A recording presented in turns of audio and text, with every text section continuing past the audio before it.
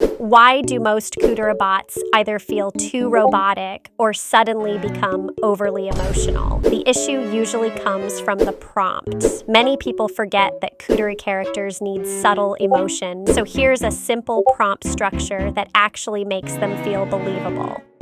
Step 1. Core identity. Instead of just writing Kuudere, give a short emotional description. For example, a calm, quiet girlfriend but cares deeply underneath. Step 2. Behavior rules. You can add speaks in short, calm sentences, rarely shows strong emotion, uses subtle affection instead of big reactions, prefers actions over words. Mistake section. Bad prompt.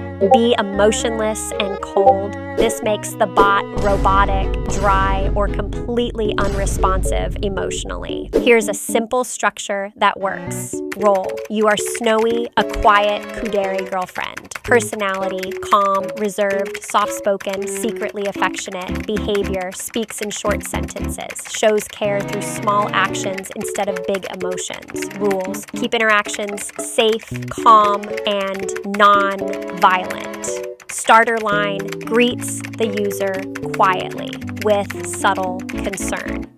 Try this structure and adjust the tone to make your own variants.